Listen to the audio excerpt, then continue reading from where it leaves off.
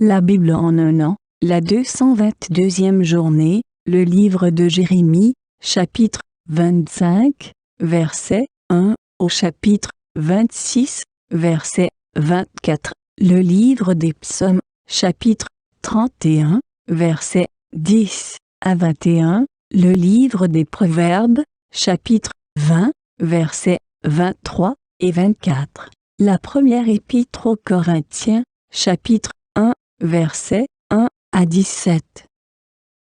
Le livre de Jérémie, chapitre 25. Voici la parole adressée à Jérémie au sujet de toute la population de Juda, la 4e année du règne de Joachim, fils de Josias, sur Juda, qui était aussi la première année de règne de Nebuchadnezzar sur Babylone. Le prophète Jérémie la proclama à tous les habitants de Jérusalem, et elle concernait toute la population de Juda. Depuis la 13e année du règne de Josias, fils d'Amon, sur Juda et jusqu'à aujourd'hui, il y a 23 ans que la parole de l'Éternel m'est adressée. Je vous ai parlé et reparlé, inlassablement, mais vous n'avez pas écouté. L'Éternel vous a envoyé tous ses serviteurs les prophètes. Il les a envoyés inlassablement, mais vous n'avez pas écouté, vous n'avez pas tendu l'oreille pour écouter. Il disait que chacun renonce donc à sa mauvaise conduite et à la méchanceté de ses agissements. Ainsi, vous pourrez habiter sur la terre que l'Éternel vous a donnée, à vous et à vos ancêtres, depuis toujours et pour toujours. Ne suivez pas d'autres dieux pour les servir et pour vous prosterner devant eux. Ne méritez pas par votre manière d'agir, et je ne vous ferai aucun mal. Mais vous ne m'avez pas écouté, déclare l'Éternel, de sorte que vous m'avez irrité par votre manière d'agir, et ce pour votre malheur. C'est pourquoi voici ce que dit l'Éternel, le Maître de l'univers. Puisque vous n'avez pas écouté mes paroles, je vais prendre et envoyer tous les peuples du Nord, déclare l'Éternel, ainsi que mon serviteur Nebuchadnezzar, roi de Babylone. Je vais les faire venir contre ce pays, contre ses habitants et contre toutes les nations qui l'entourent. Je vais les vouer à la destruction et faire d'eux un sujet de consternation et de moquerie. Il n'en restera que des ruines, et ce, pour toujours. Je ferai disparaître de chez eux les cris de réjouissance et de joie, les chants du fiancé et de la fiancée, le bruit de la meule et la lumière de la lampe. Tout ce pays deviendra une ruine, un endroit dévasté, et ces nations seront esclaves du roi de Babylone pendant 70 ans. Cependant, lorsque ces 70 ans seront passés, j'interviendrai contre le roi de Babylone et contre son peuple à cause de leurs fautes, déclare l'Éternel. J'interviendrai contre le pays des Babyloniens et j'en ferai un désert pour toujours. Je ferai venir sur ce pays tout ce que j'ai annoncé sur lui, tout ce qui est écrit dans ce livre, ce que Jérémie a prophétisé sur toutes les nations. En effet, des nations puissantes et de grands rois feront d'eux aussi leurs esclaves, et je les traiterai conformément à leurs actes et à leur manière d'agir. Oui, voici ce que m'a dit l'Éternel, le Dieu d'Israël. Prends dans ma main cette coupe, remplie du vin de ma colère, et donne-la à boire à toutes les nations vers lesquelles je vais t'envoyer. Elles boiront, elles tituberont, et elles perdront la tête devant l'épée que j'envoie parmi elles.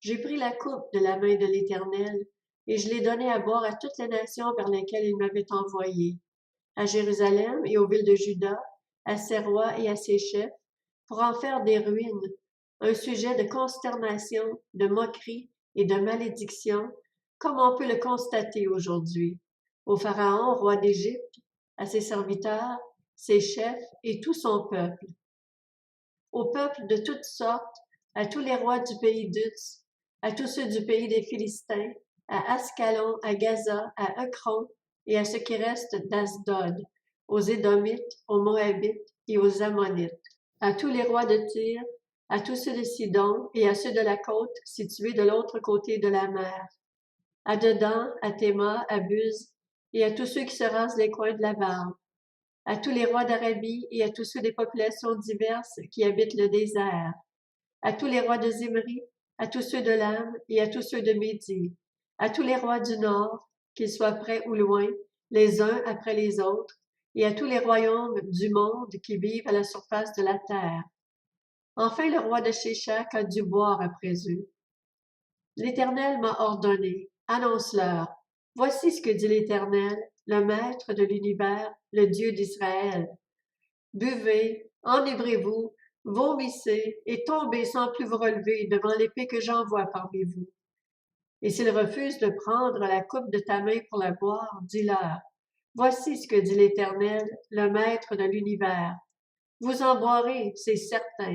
En effet, je commence à propager le malheur dans la ville à laquelle mon nom est associé, et vous, vous resteriez impunis?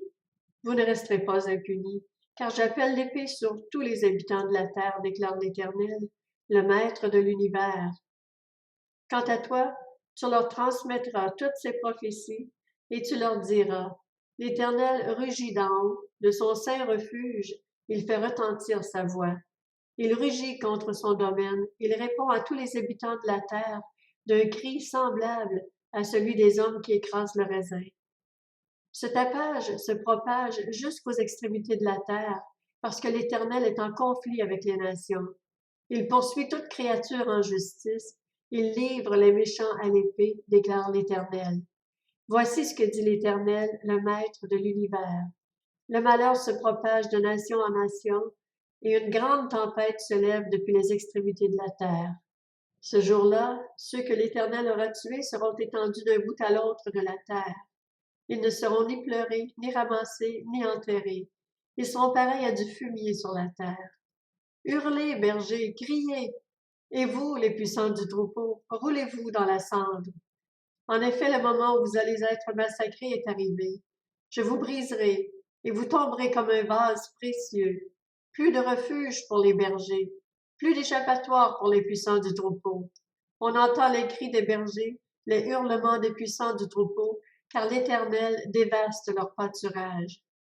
Les plaines prospères sont réduites au silence à cause de la colère ardente de l'Éternel. Il a abandonné son refuge comme un jeune lion sa tanière. Oui, leur pays n'est plus que dévastation à cause de la fureur du destructeur, à cause de son ardente colère. Le livre de Jérémie, chapitre 26. Au début du règne de Joachim, fils de Josias, sur Juda, cette parole fut adressée à Jérémie par l'Éternel. Voici ce que dit l'Éternel. Tiens-toi dans le parvis de la maison de l'Éternel et dis à ceux qui viennent de toutes les villes de Juda pour se prosterner dans la maison de l'Éternel toutes les paroles que je t'ordonne de leur dire. N'en oublie aucune. Peut-être écouteront-ils et renonceront-ils chacun à leur mauvaise conduite. Alors je n'accomplirai pas le mal que j'avais prévu de leur faire, à cause de la méchanceté de leurs agissements. Tu leur diras, voici ce que dit l'Éternel. Si vous ne m'écoutez pas, si vous refusez de suivre ma loi, celle que j'ai mise devant vous, si vous refusez d'écouter les paroles de mes serviteurs les prophètes, ceux que je vous envoie inlassablement, mais que vous n'écoutez pas, alors je traiterai ce temple comme Silo, et je ferai de cette ville un objet de malédiction pour toutes les nations de la terre. Les prêtres, les prophètes et tout le peuple entendirent Jérémie prononcer ces paroles dans la maison de l'Éternel.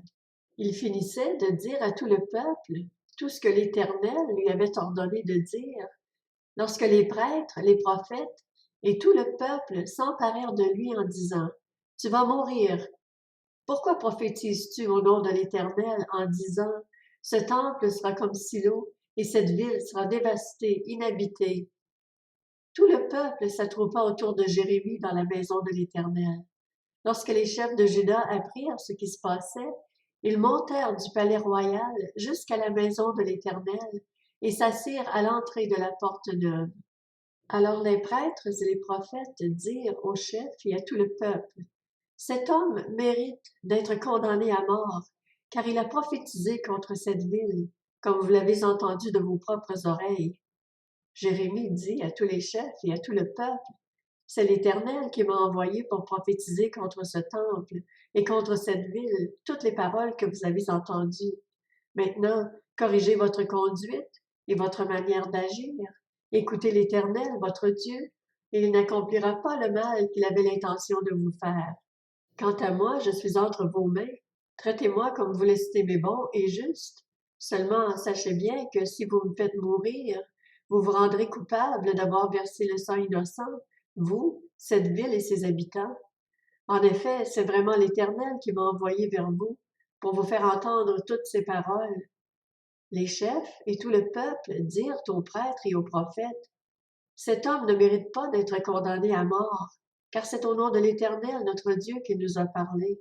De plus, des anciens du pays se levèrent et dirent à toute l'assemblée, Michée de Moréchette prophétisait à l'époque du règne d'Ézéchias sur Juda, et il disait à tout le peuple de Juda, Voici ce que dit l'Éternel, le Maître de l'univers. Sion sera labouré comme un champ, Jérusalem deviendra un tas de pierres, et le mont du temple une hauteur couverte de buissons. Ézéchias, roi de Juda, et tout Juda l'ont-ils fait mourir? Ézéchias n'a-t-il pas craint l'Éternel? N'a-t-il pas plutôt cherché à apaiser l'Éternel? Alors l'Éternel n'a pas accompli le mal qu'il avait l'intention de leur faire. Et nous nous rendrions coupables d'un si grand crime? Il y avait un autre homme qui prophétisait au nom de l'Éternel, Uri, fils de Shemaja de Kirjath-Jearim. Il transmit contre cette ville et contre ce pays exactement les mêmes prophéties que Jérémie. Le roi Joachim, tous ses vaillants hommes et tous ses chefs entendirent ces paroles, et le roi chercha à le faire mourir. Uri en fut informé. Il eut peur, prit la fuite et se rendit en Égypte. Le roi Joachim envoya des hommes en Égypte, Elnathan, fils d'Akbor, et quelques autres avec lui. Ils firent sortir Uri d'Égypte et l'amenèrent au roi Joachim. Celui-ci le fit mourir par l'épée et jeta son cadavre dans la fosse commune. Cependant, Akikam, fils de Shaphan, intervint en faveur de Jérémie et empêcha qu'il ne soit livré au peuple pour être mis à mort. Le livre des Psaumes, chapitre 31. Aie pitié de moi, Éternel, car je suis dans la détresse. J'ai les yeux, l'âme et le corps rongés par le chagrin. Ma vie s'épuise dans la douleur et mes années dans les soupirs. Ma force faiblit à cause de ma faute et mes os dépérissent. Tous mes adversaires ont fait de moi un objet de grande honte pour mes voisins, et je fais peur à mes amis. Ceux qui me voient dans la rue s'enfuient loin de moi. Je suis oublié, effacé des mémoires, comme un mort. Je suis comme un objet qui a disparu. J'apprends les mauvais propos de plusieurs. Je suis assailli de terreur quand ils se concertent contre moi et complotent de m'enlever la vie. Mais moi, je me confie en toi, Éternel. Je dis, tu es mon Dieu. Mes destinées sont dans ta main. Délivre-moi de mes ennemis et de mes persécuteurs. Fais briller ton visage sur ton serviteur. Sauve-moi par ta grâce. Éternel, que je ne sois pas déçu quand je fais appel à toi. Que les méchants le soient, eux, qu'ils soient réduits au silence dans le séjour des morts. Qu'elles deviennent muettes, les lèvres menteuses qui parlent avec insolence contre le juste, avec arrogance et dédain. Oh, combien ta bonté est grande! Tu la tiens en réserve pour ceux qui te craignent. Tu la témoignes à ceux qui cherchent refuge en toi face aux hommes. Tu les caches dans l'abri de ta présence contre ceux qui les persécutent. Tu les protèges dans ta tente contre les langues hostiles. Le livre des Proverbes, chapitre 20. Deux poids différents font horreur à l'Éternel, et la balance faussée n'est pas une bonne chose. C'est l'Éternel qui dirige les pas de l'homme. Que peut comprendre l'être humain à sa voix? La première épître aux Corinthiens, chapitre 1er. De la part de Paul, appelé à être un apôtre de Jésus-Christ par la volonté de Dieu, et du frère Sostène, à l'Église de Dieu qui est à Corinthe, et à ceux qui ont été conduits à la sainteté par Jésus-Christ, appelés à être saints, et à tous ceux qui, partout, font appel au nom de notre Seigneur Jésus-Christ, leur Seigneur et le nôtre. Que la grâce et la paix vous soient données de la part de Dieu notre Père et du Seigneur Jésus-Christ. Je dis constamment à mon Dieu toute ma reconnaissance à votre sujet pour la grâce de Dieu qui vous a été accordée en Jésus-Christ. En effet, en lui vous avez été comblés de toutes les richesses, en particulier en ce qui concerne la parole et la connaissance. Dans la mesure où le témoignage de Christ a été solidement établi parmi vous. Ainsi, il ne vous manque aucun don. à vous qui attendez le moment où notre Seigneur Jésus-Christ apparaîtra.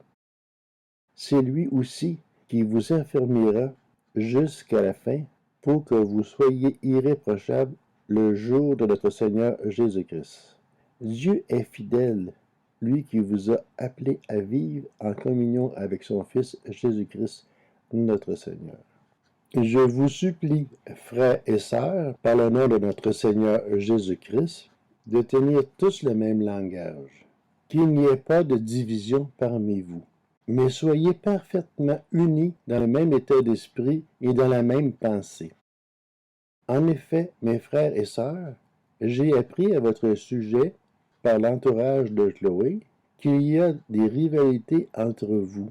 Je veux dire par là que chacun de vous affirme « Moi, je me rattache à Paul, et moi à Apollos, et moi à Céphas, et moi à Christ. Christ est-il divisé?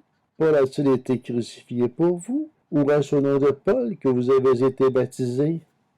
Je remercie Dieu de ce que je n'ai baptisé aucun de vous, excepté Crispus et Gaius. Ainsi, personne ne peut dire que j'ai baptisé en mon nom. J'ai encore baptisé la famille de Stéphanas. Pour le reste, ce que je sache, je n'ai baptisé personne d'autre.